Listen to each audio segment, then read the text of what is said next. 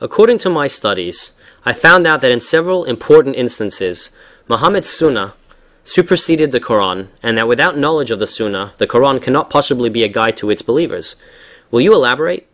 The Sunnah is the practice and example of Muhammad, and is the second authority for Muhammadan Muslims besides the Quran. A hadith is supposed to be a reliably transmitted report of what Muhammad allegedly said, did, or approved.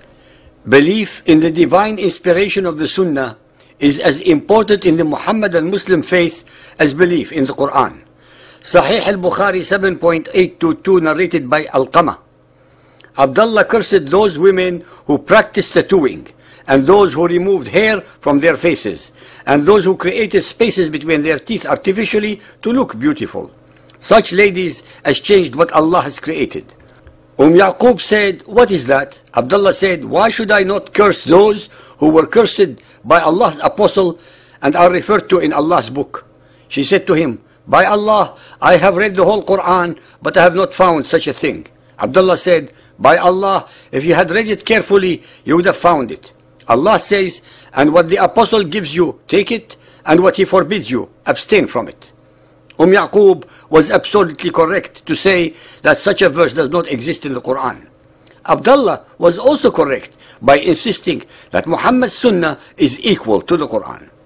Sahih Bukhari 8.689 narrated by Sa'id ibn Ubadah al-Ansari that he consulted the Prophet about a vow that had been made by his mother who died without fulfilling it.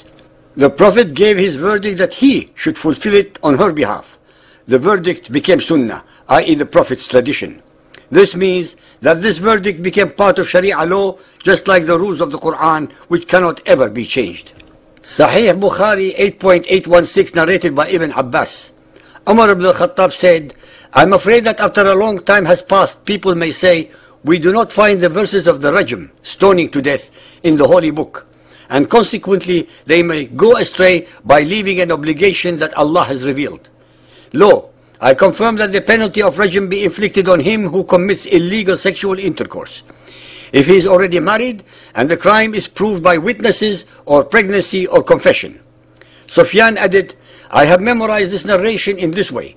Omar added, "Surely Allah's apostle carried out the penalty of rajm, and so did we after him." Al-Nur 24.2 The woman and the man guilty of adultery or fornication, flog each of them with 100 stripes. Let not compassion move you in their case in a matter prescribed by Allah, if you believe in Allah and the last day, and let a party of the believers witness their punishment. Dear listeners, while the Quran mandates inflicting only 100 stripes for fornication, Muhammad's Sunnah, on the other hand, punishes with death by stoning. Hence Muhammad's Sunnah supersedes the Quran. Bukhari 9.387 narrated by Abu Musa. The Prophet said, "My example and the example of what I have been sent with is that of a man who came to some people and said, 'O people, I have seen the enemy's army with my own eyes, and I am the naked warner, so protect yourselves.' Then a group of his people obeyed him and fled at night, proceeding stealthily till they were safe, while another group of them disbelieved him and stayed in their places till morning, when the army came upon them, and killed and ruined them completely. So this is the example of that person who obeys me and follows what I have brought, the Quran and the Sunnah, and the example of the one who disobeys me and disbelieves the truth I have brought. It is abundantly clear from the above that Muhammad made his deeds, sayings and rules equal to Allah's Quran." Al-Isra 17.78 Establish regular prayers at the sun's decline till the darkness of the night, Asr prayer, and the morning prayer, Fajr prayer, and reading. For the prayer and reading in the morning carry their testimony. Al-Baqarah 2.238 Guard strictly your habit of prayers, especially the middle prayer, Dhuhr prayer, and stand before Allah in a devout frame of mind. Bukhari 9.88 narrated by Talha bin Ubaidullah. A Bedouin with unkempt hair came to Allah's Apostle and said, "O Allah's Apostle, tell me what Allah has enjoined on me as regards prayers." The Prophet said, "You have to offer perfectly the 5 compulsory prayers in a day and a night of 24 hours. While the Quran in the above 2 verses stipulates 3 prayer sessions a day, Muhammad's Sunnah and practice follow 5 prayer sessions. Once more does the Sunnah overrule the Quran. Bukhari 9.381 narrated by Hudayfa. Allah's Apostle said to us, "Honesty descended from the heavens and settled in the roots of the hearts of men. And then the Quran was revealed, and the people read the Quran and learned from it, and also learned it from the Sunnah. Both Quran and Sunnah strengthened their faithful believers' honesty." Our listeners should be aware that no one in Arabia ever read the Quran while Muhammad was alive, since it was only compiled in book form long after he was dead. This hadith, like tens of thousands of others, is, to put it charitably, in gross error.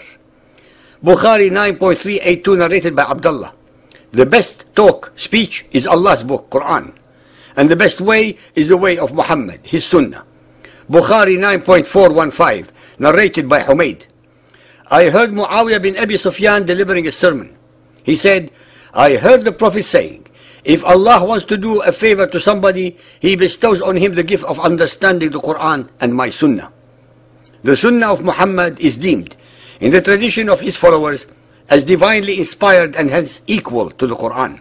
That is why the fundamentalist male followers of Muhammad have remained and will continue to remain stuck in the primitive time warp of Muhammad's 7th century. The historical records prove beyond a reasonable doubt that nothing of value, intellectual, spiritual, artistic, scientific, joyful, philosophical, moral or judicial can ever bloom under fundamentalist Muhammadan Islam.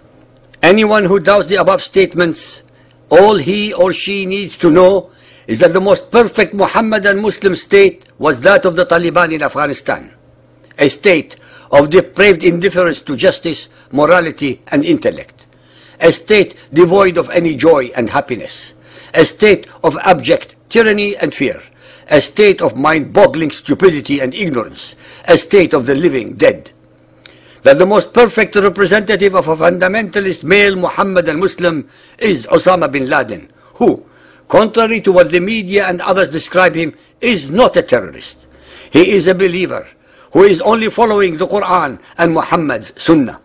That Muhammadan Muslims of 1.3 billion, almost 20% of the human population, produce the least number of intellectual, philosophical, scientific, artistic or spiritual books or papers in the world is only one testimony to the assertions that we make.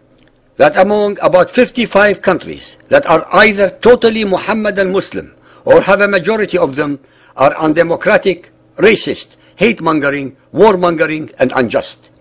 They treat their women, who represent more than 50% of their population, with contempt, with terror, with subjugation, with humiliation and with degradation because of the ordinances of Muhammad's Quran and his Sunnah.